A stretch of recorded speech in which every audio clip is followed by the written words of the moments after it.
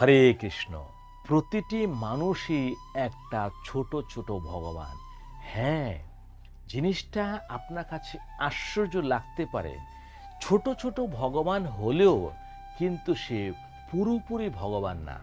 ভগবান মানে হচ্ছে যে সমস্ত শক্তিকে কন্ট্রোল করে।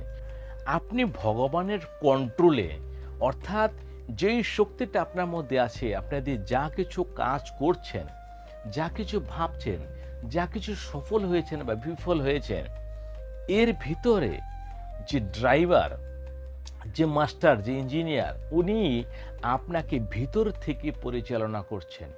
এটা যদি বুঝতে পেরে যান, তাহলে আপনার সমস্ত ইন্দ্রিয় আপনার বশে চলে আসবে। আপনার সমস্ত ইন্দ্রিয় অন্তর্মুখী হয়ে যাবে। এখন কেমন অবস্থায় আছে আপনার ইন্দ্রিয়? এখন আপনার ইন্দ্রিয় বহির্মুখ অবস্থায় আছে। কেউ কিছু একটা বলল, সঙ্গে সঙ্গে আপনি দুটো কথা বলে দেন। কেউ একটা কিছু বলল, আপনি চট করে রেগে যান। কেউ একটা গালি দিল, আপনিও তাকে মারতে যাচ্ছেন। এবং কোনো একটা স্ত্রীলোক দেখলেন, আপনার মনের মধ্যে কাম ভাবও জাগতে পারে। তো এবং কোনো স্ত্রীর সঙ্গে যে আপনার স্পর্শ হলো, তাহলেও আপনার শরীরের মধ্যে একটা অন্যরকম হলচল হয়। অর্থাৎ আপনার ইন্দ্রিয় বহির্মুখী হয়ে আছে, যেটা আপনাকে নরকের দিকে নিয়ে যাচ্ছে। অর্থাৎ আপনি ভগবানের থেকে অনেক দূরে আছেন। ভগবান আপনার সাথে আছে, তারপরেও আপনি অনেক দূরে আছেন। কেননা আপনার ইন্দ্রিয়ের দ্বারায় আপনি এখন পরিচালিত হচ্ছেন। আপনি বহির জগৎকে দেখছেন।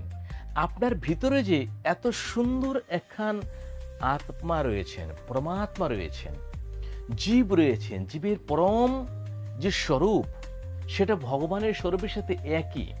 ভগবানকে যেমন বলা হয় সৎ চিদানন্দময়, তেমন আমাদের ভিতরে যে পরমাত্মা বিরাজমান করছেন, যেই আত্মা আছেন, যে জীব আছেন, উনিও সৎ চিদ আনন্দময়। কিন্তু কোনোদিন কি সেই আনন্দ আপনি অনুভব করতে পেরেছেন? না। কোনো দিন যদি অনুভব করতে পারেন, তাহলে সেদিন থেকে, সেই মুহূর্ত থেকে আপনি অন্যরকম হয়ে যাবেন। সেই মুহূর্ত থেকে আপনার অন্তর আত্মায় আপনাকে আপনি জেনে গেছেন। তখনই আপনি আপনার ভিতরেই ভগবানকে দর্শন করবেন, ভগবানকে অনুভব করতে পারবেন। তখন আপনার সমস্ত ইন্দ্রিয়, চাই সে কাম অঙ্গ হোক, আর বাক ইন্দ্রিয় হোক, আর শ্রবণ ইন্দ্রিয় হোক, আর যে কোনো অঙ্গই হোক না কেন, আর আপনার জিহ্বাই হোক না কেন, এই সব কিছু আপনার কন্ট্রোলে চলে আসবে, আপনার হাতে চলে আসবে। আপনার মর্জি ছাড়া এরা এক চুল এদিক ওদিক করতে পারবে না। তখন আপনার কোনো স্ত্রী দেখে আপনার কাম ভাবও জাগবে না। যদি কারোর সাথে ধাক্কা হলে গেল, স্পর্শ হয়ে গেল, তারপরেও আপনার ভিতরে সেই ভাবনাই উদয় হবে না। যদি আপনাকে কেউ রাগানোরও চেষ্টা করলো, তবু আপনি রাগবেন না। কেননা তখন আপনি আপনার স্বরূপে স্থিত হয়ে গেছেন। স্বরূপ ভগবানের যে প্রকৃত স্বরূপ, সেই স্বরূপেরই সামান্য অংশ আপনার ভিতরে আছেন। কিন্তু তাকে আপনি কখনোই জানতে পারলেন না। এই ইন্দ্রিয়ের বশে পড়ে কিংবা বাইরের এই জড় জাগতিক জিনিস দেখে এই নিয়ে চিন্তা ভাবনা করতে করতে, কি চিন্তা ভাবনা করছেন? টাকা পয়সা, কাম, ক্রোধ, লোভ, আর কিছুই না।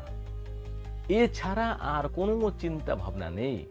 যদি এই চিন্তা বাইরে একটু ছেড়ে দিয়ে ভিতরে প্রবেশ করতে পারেন এবং নাম জপ মনে মনে সবসময় করতে পারেন, তাহলে একটা সময় আসবে, সেই সময় হবে ব্রহ্ম মুহূর্ত।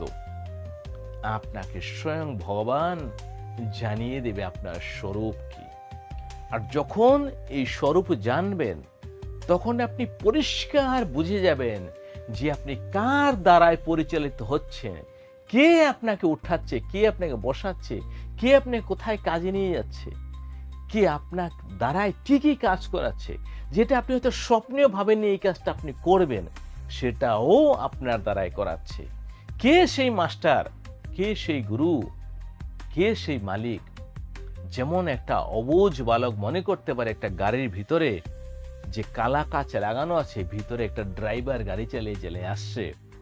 অবুধ বালক মনে করতে পারে যে না, গাড়িটা মনে এমনি আসছে, কিন্তু যে জানে যে না, গাড়ি এমনি এমনি আসতে পারে না, তার ভিতরে নিশ্চয়ই কেউ বসে চালাচ্ছে। আর যদি ভিতরে নাও থাকে, তাহলে বাইরে থেকে রিমোট দিয়ে কেউ চালাচ্ছে। কোনো না কোনো উপায়ে সেই গাড়ি আসছে, মানে এর ভিতরে বা বাইরে কেউ আছে তাকে নাড়াচাড়া করার জন্য।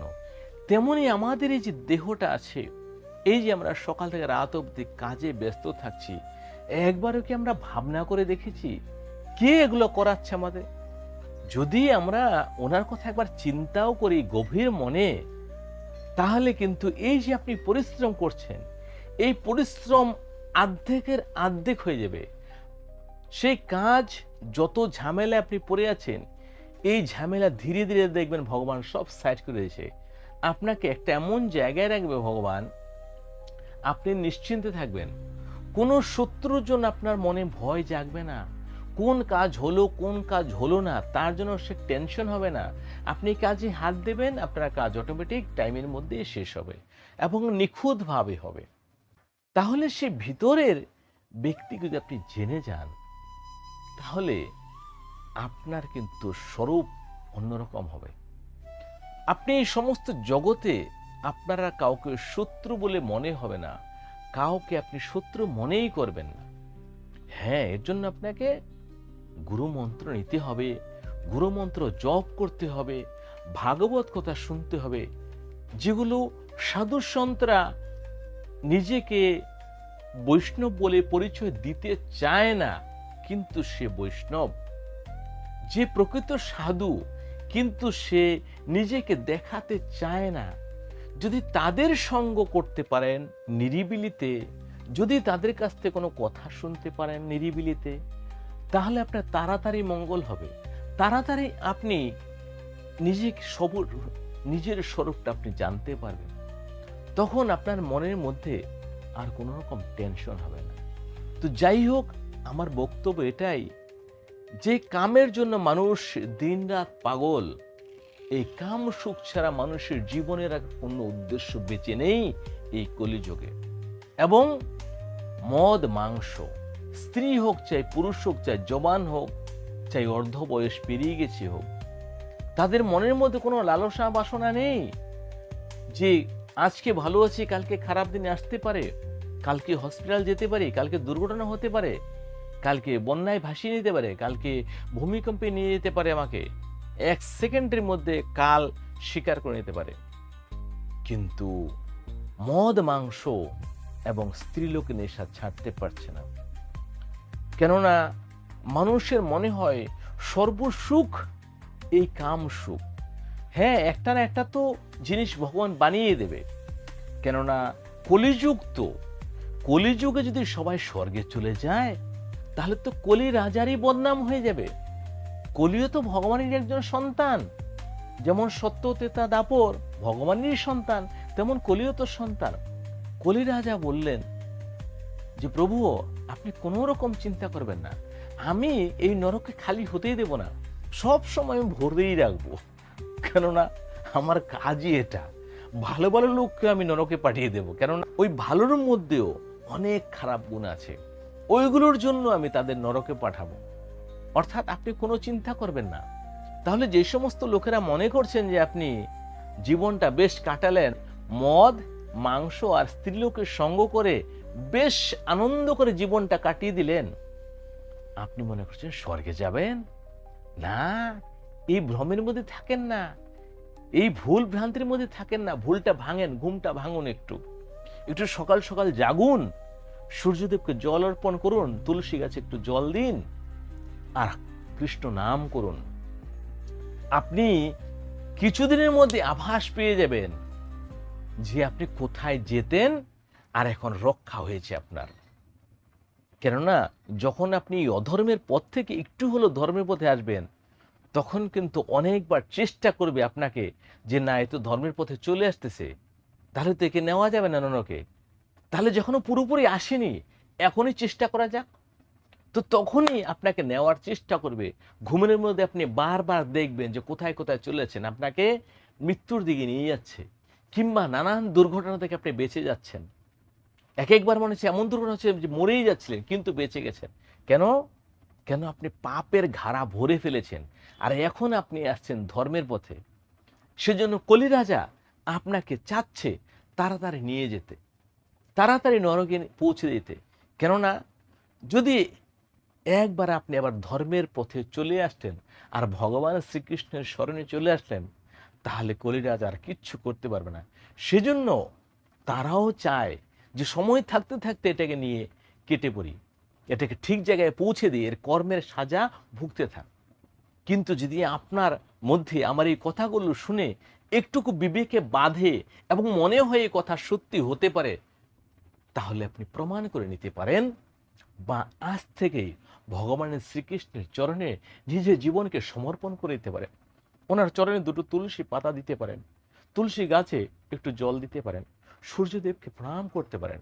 রোগ মুক্ত হয়ে যাবেন, শোক মুক্ত হয়ে যাবেন। এবং আপনি যেই নেশাটার জন্য দরজায় দরজায় ঘুরছেন, সন্ধে হলে অন্ধকার খুঁজছেন, সুন্দরী নারী দেখলে কাম সুখের জন্য একটা জায়গা খুঁজছেন, দুটো বন্ধু পেলে একটু মদ খাওয়ার কথা চিন্তা করছেন, এগুলো কখন যে ভগবান আপনার হৃদয় থেকে নিশ্চিহ্ন করে দেবে আপনি নিজেও ধারণা করতে পারবেন না। সেই সমস্ত বন্ধু যে আপনার কোথায় চলে যাবে তাদের ঠিকানাও খুঁজে পাবেন না। হ্যাঁ, আমার কথা বাস্তব সত্য। আপনি নিজে প্রমাণ করে নিতে পারেন। যদি এই কথা মিথ্যা হয় তাহলে আপনি আমাকে কমেন্ট করে জানাতে পারেন। তাহলে আরো উপায় আছে, সেগুলো আপনাদের সামনে আমি তুলে ধরার চেষ্টা করব। হরে কৃষ্ণ, হরে কৃষ্ণ। ভালো থাকবেন, সুখে থাকবেন। হরে কৃষ্ণ।